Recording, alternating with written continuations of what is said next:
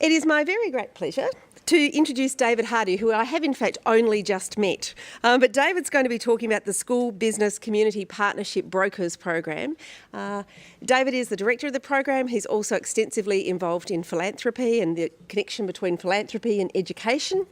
And probably for, that little thing we need to know about him is that he has a 13-year-old daughter and a 4-year-old son. And the 13-year-old daughter means that he has a birthday party, well not his daughter's birthday party this Saturday coming. And it's likely to be all about new directions. One Direction.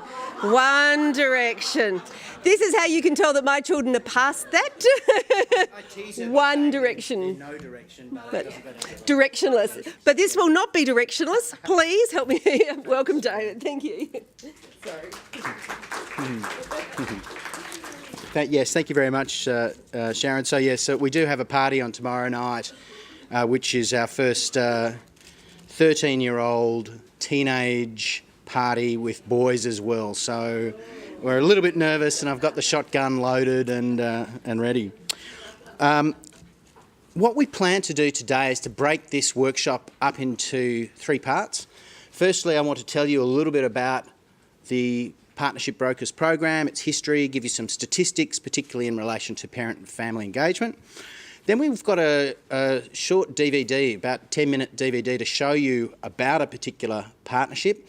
And then we want to leave a fair slice of the session to engage you in some discussion about how can we actually build more effective partnerships. So that's our plan for today.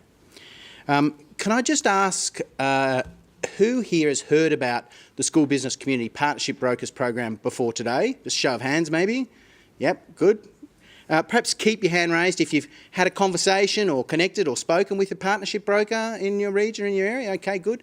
And perhaps another show of hands for those people who might be involved as a partner in a partnership. Okay, a few hands going up there. Okay. So the School Business Community Partnership Brokers program is an element of the National Partnership on Youth Attainment Transitions. Now, there's a whole bunch of COAG goals and targets. I'm not going to go into those. You can read those in your own time and look on the website.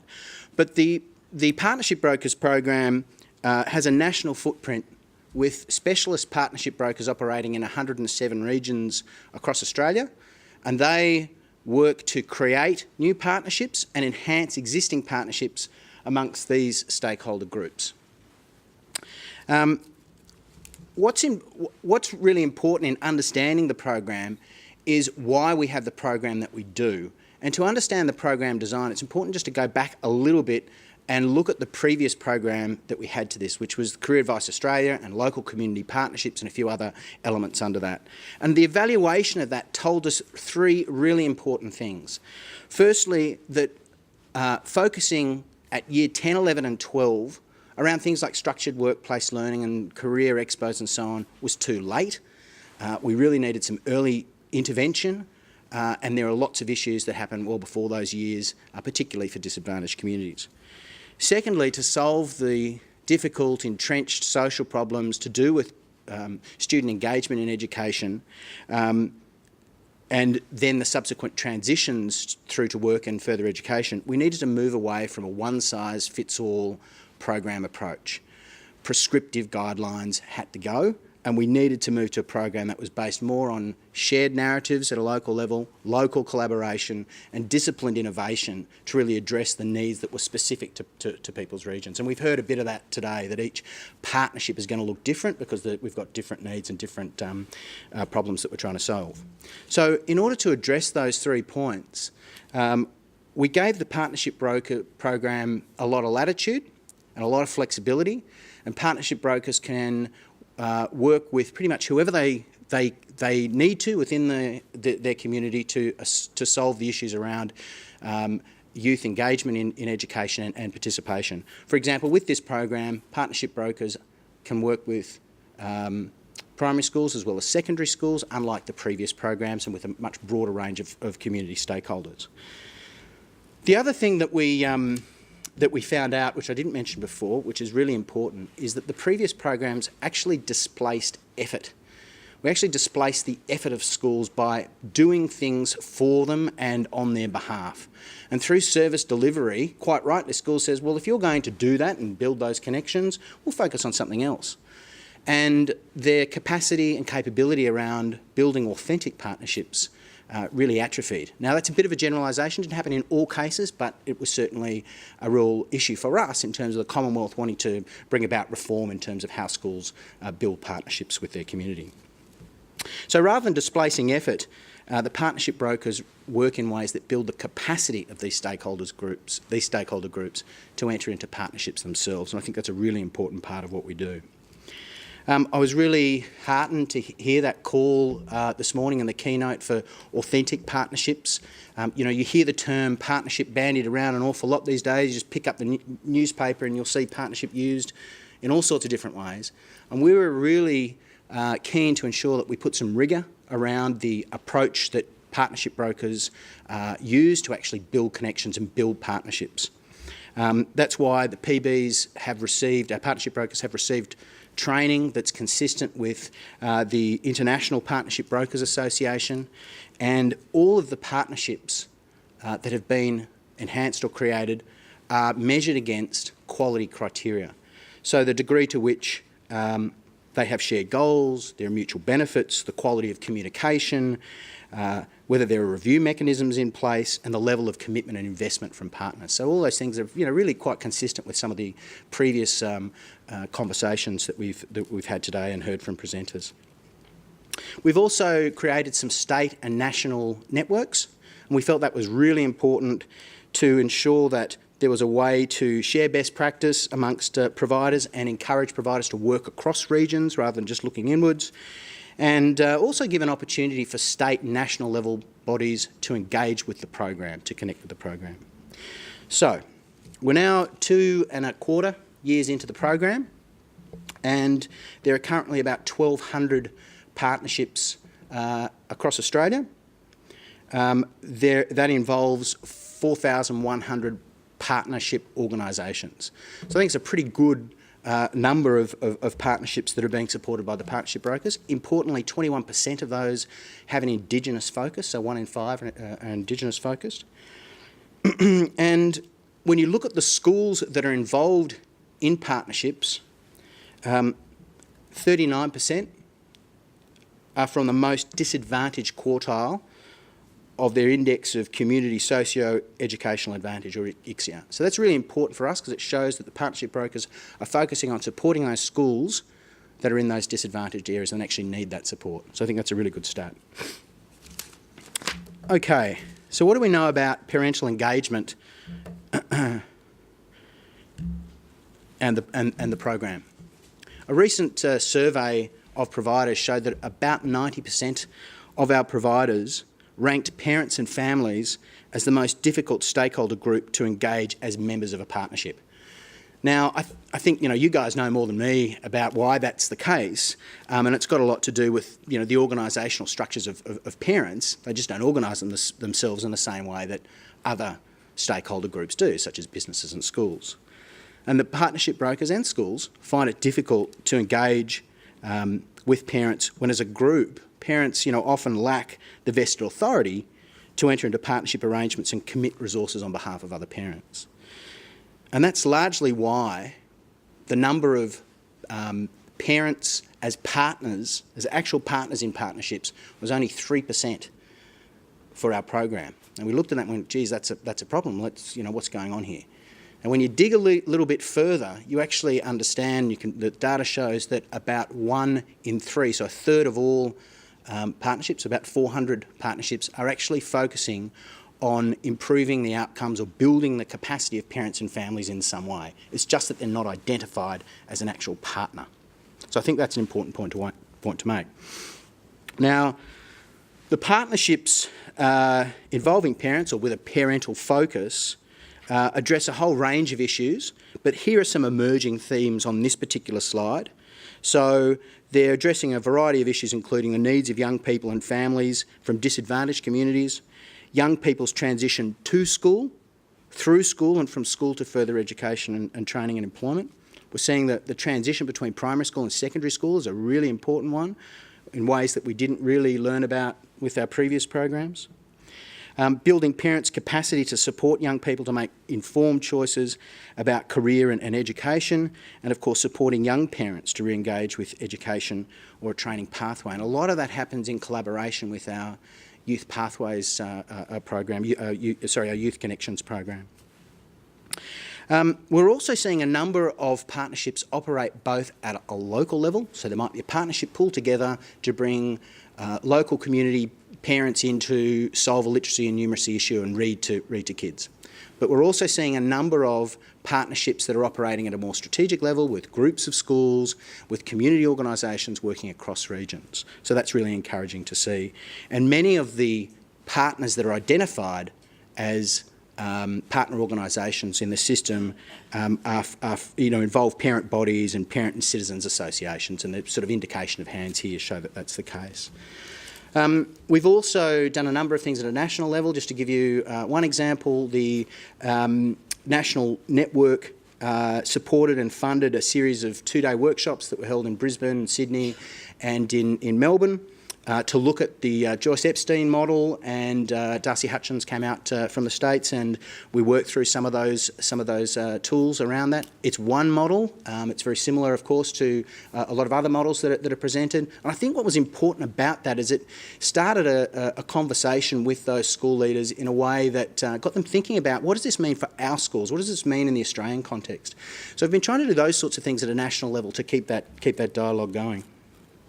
So I think I'm going to stop there, and we're going to perhaps throw to our DVD, but we thought it would be useful just to take a few minutes to watch this DVD. And it's about a partnership focused on building the capacity of Arabic parents in the Canterbury Bankstown to engage in their children's education.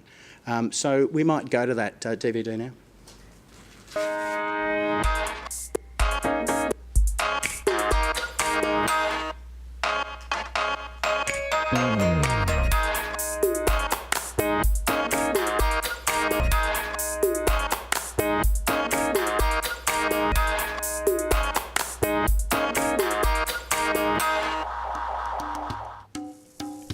Engaging with community and parents, I think, is fundamental to education in the future. I think especially working in schools and in areas where there is a bit of a disconnect, there's a high level of disadvantage. And it's not because people choose to be disadvantaged, that's just the way that it is. What we can do, and certainly what the government can look at aiming to, is how do we make sure that we can level that playing field? How do we make sure that everybody's got the opportunity to succeed and can have access to things? Parents are instrumental in supporting their young people or their children to successfully transition from school and into further education, training or employment. So parents are the key. We see time and time again children of a certain age, in their teenage years, who aren't achieving at school. And to step back and go back to the primary school and try and keep children engaged is obviously, just a far better way of managing the problem than continuing to deal with it when it happens during their high school years. So that's another reason why we see working with parents, particularly in primary schools and at that early transition to high school, is very important. It's a bad thing if parents don't know what their children are doing, because they won't really know as what their son has been doing. So when they get older, they won't know anything about their children.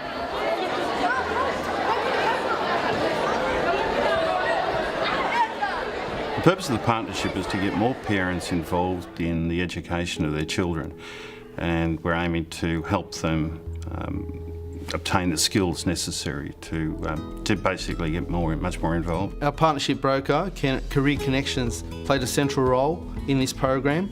They have formed strong relationships with all the stakeholders. I think the brokers bring a different perspective to the table.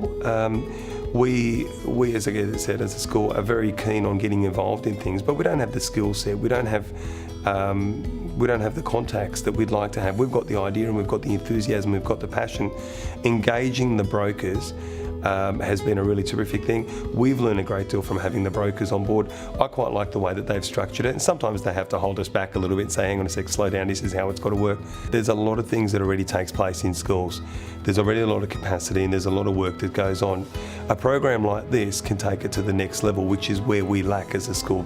The partnership itself is fantastic. It's been quite good to see the two councils come together, but also DEC and Centrelink and the other partners are all people who are actively involved within the community. Being by myself is not easy. Getting in partnership with other partners, much easier job to do. And the advantage of working in partnership is that you just bring in more resources than any individual organisation can contribute. I think the partnership had some pressing tasks to formulate. They needed to, and they formed a task force. We met with a group of women and then we talked to them about how they might be able to contribute with the knowledge of their schools and their own children's education. Myself and a few other mothers thought a survey would be good, just basically getting a sound knowledge of what parents really want to do in order to keep them engaged in their children's education.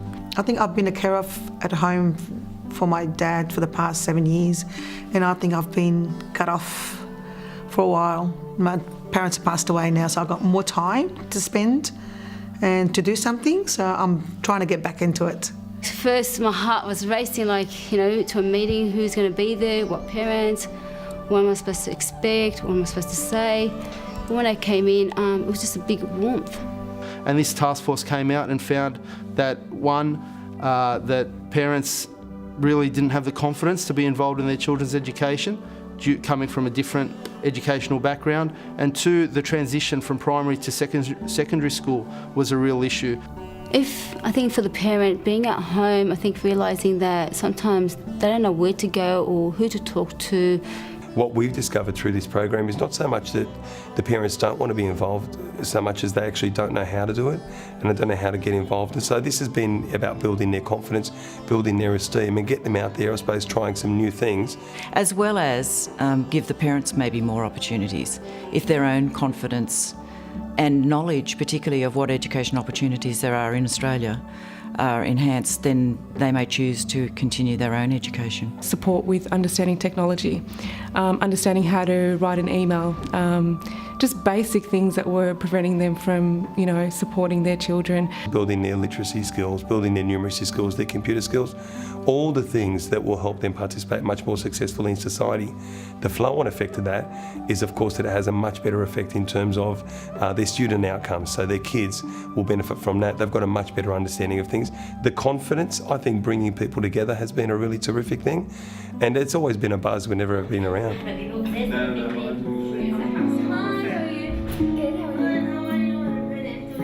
The parental task has got, it opened doors, opportunity and doors for you, I suppose, to the outside world. Meeting people here in the parental task force, I met a principal from a high school which offered me a job, so I gained employment from this, so that was extremely surprising. I feel a lot more confident getting involved with my children.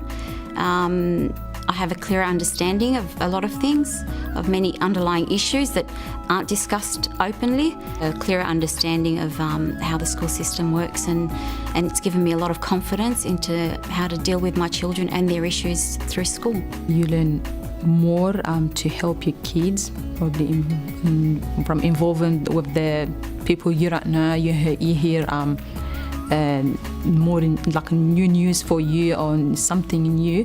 I had an issue a few months ago with my eldest son at year 12, and it took a while, but through the teachers, myself and the principal and the parents involved, all helping, we managed to turn himself around and, in the right direction. So I'm really happy about that.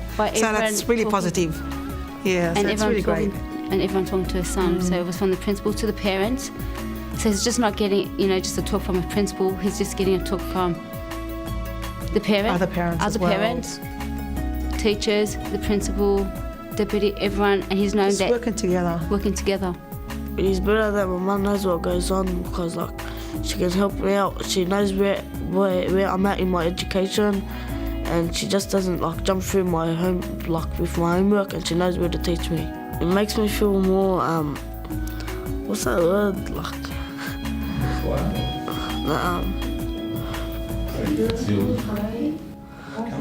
More comfortable.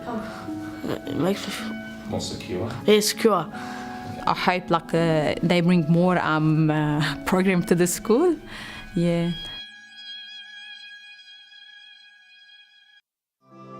The task force will be tasked with mentoring other parents and the parents from primary school to help them transition into high school. So the hope is that those parents will then become the task force and they will just hand down to the next parents. As a son of migrant parents, it really brings home to me the importance of education. They really instilled that in me growing up and into my siblings.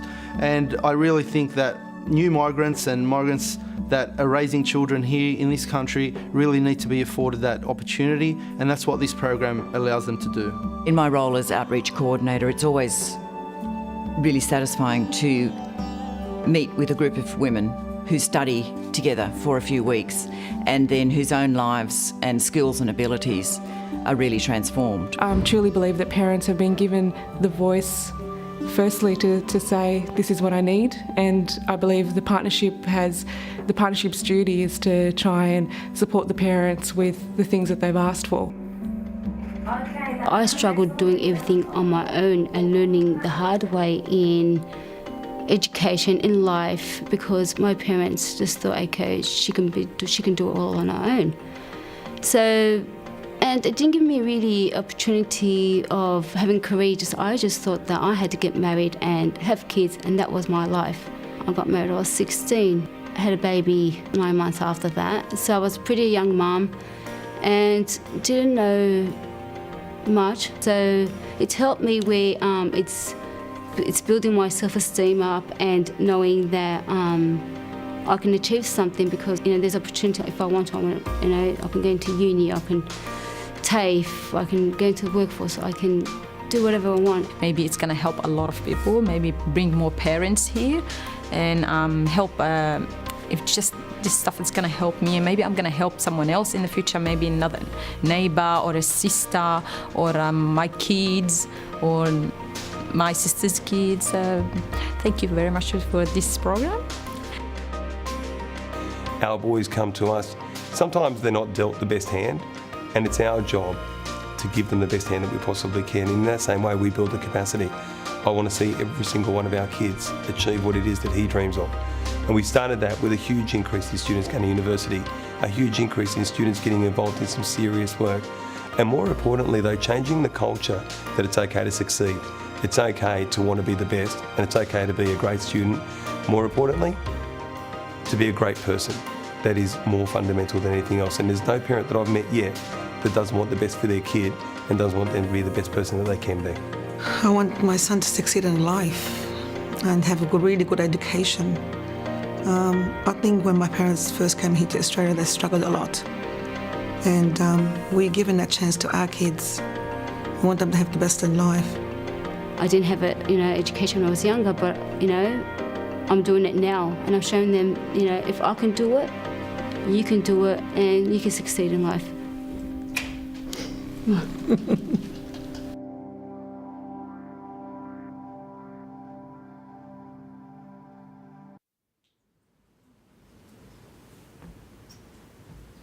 Okay.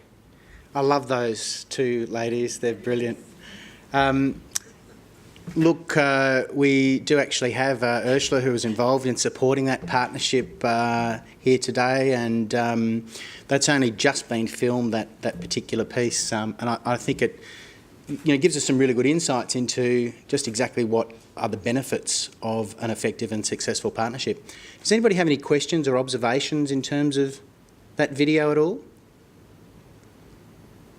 No? Okay. I think we've got the principal is going to be here tomorrow, so you're able to ask him some questions tomorrow about it. And I think one of the things about the partnership in terms of the benefit for the community, it takes a village to raise a child, and those benefits going back into the community is really obvious in that sort of example. And for all of the statistics I can give you, it's when you actually talk to the people that are involved in partnerships that you actually understand why this is really important and why this, as other presenters have said, needs to be core in terms of our educational reform. Sorry, are you asking any reflections? Yes. That young boy and his reflections. I think the more we hear from our young people about how our involvement in their learning. Oh, sorry. I was just saying I was really struck by the reflections of that young boy. And I think it's really important for us to hear more from our young people about what it means when we are involved in their learning and in the life of their school. So we hear from their perspective as well. Yep. Not just from NAPLAN results or other things, but about what it means for them. Yes, indeed, and I know that there are a number of partnership snapshots that we're developing now. I think we've got about 20 or 25 of them, and our partnership brokers are pulling those together, and they're on our website. That actually start to show a bit more of the voice of young people, but it's a really important point. Okay. We are actually touted as an interactive forum, so it's going to be a little bit tricky in this particular theaterette to do that.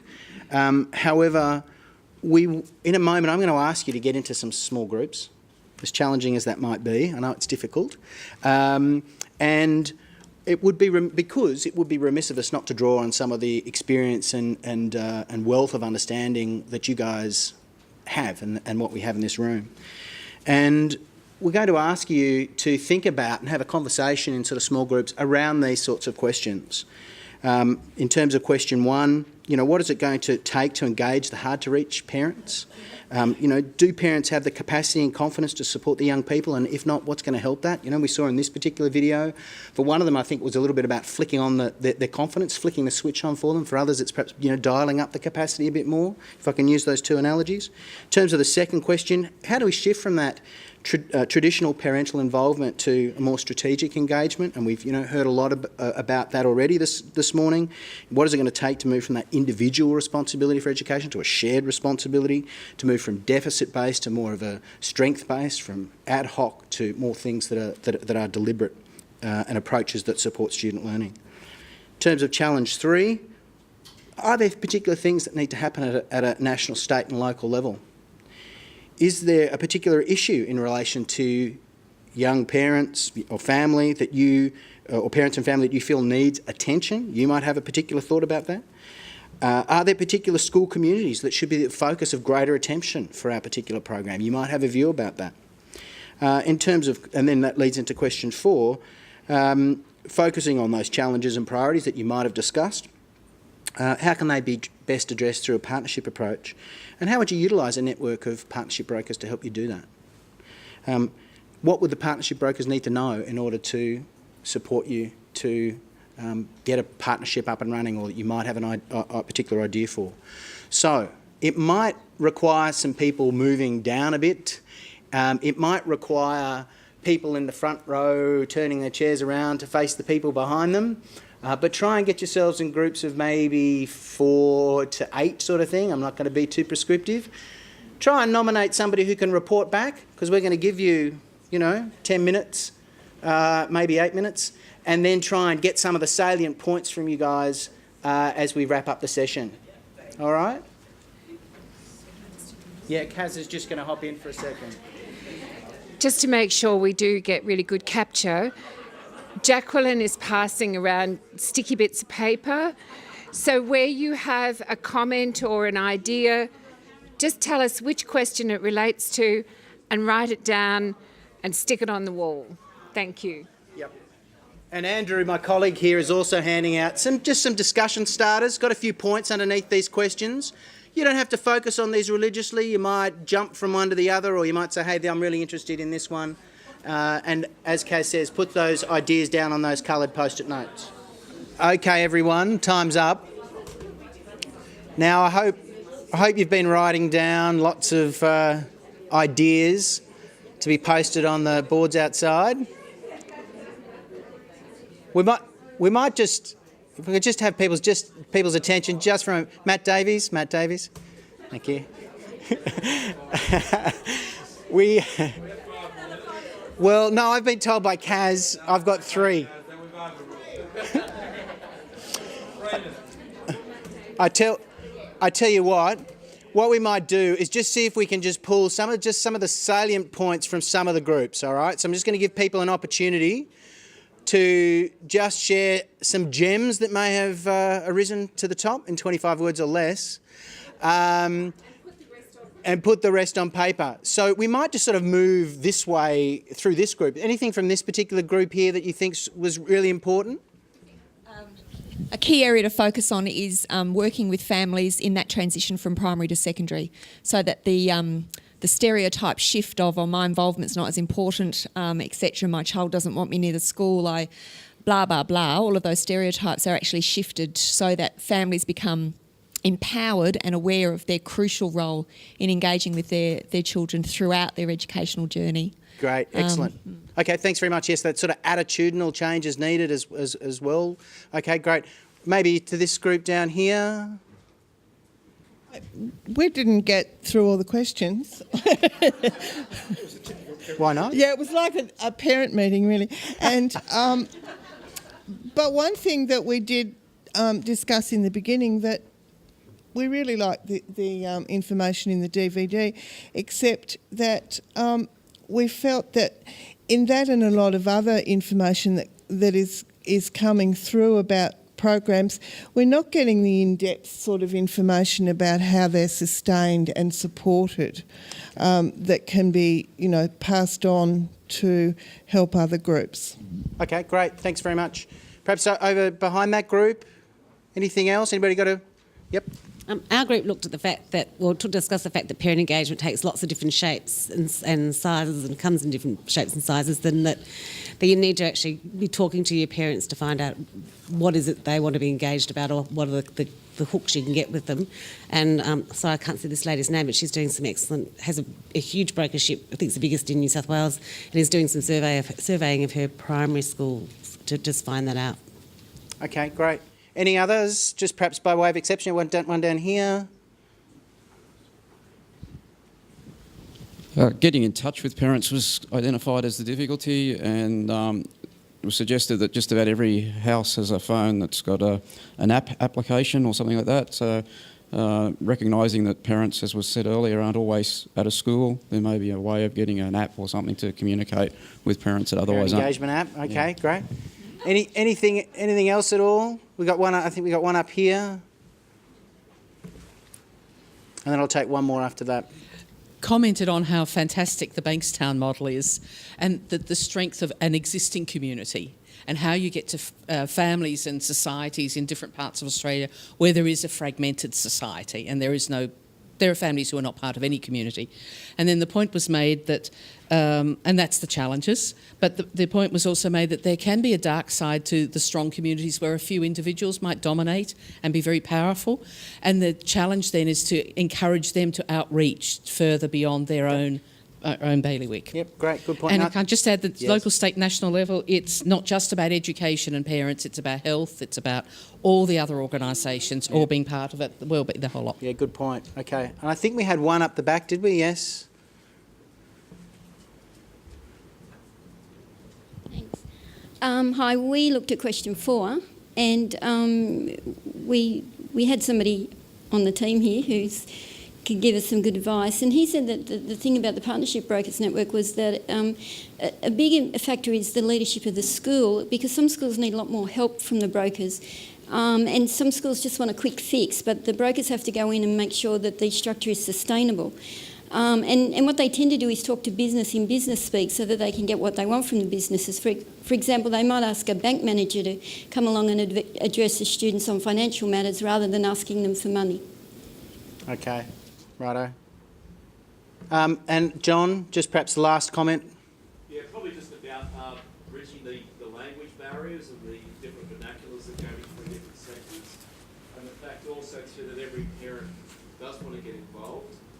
It's always don't know how to, and what's the best way. And that's a movable feast.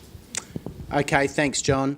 Look, hopefully those questions, I think when we put them together, we're thinking, well, I wonder if this is the sort of thing that you guys are going to want to discuss, and it's sort of the same sort of questions that have been coming out from the other presentations, and I hope you get a chance to really think about them and encourage you to put any of your ideas and thoughts up on the post-it notes outside.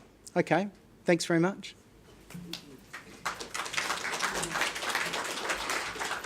I do want to thank David very much for his presentation. I wrote lots and lots of notes in terms of summarising, but I think you've all just summarised the key takeouts, so I won't do that. Except to say it really was marvellous to hear a presentation that truly had kids at the centre and had people partnering around and the kids' voices and the kids at the centre. So thank you very, very much for that. You've got to come back here so that I can give you your present. This is our thank you for it. You may need it on the weekend, you never know. So join me in thanking David.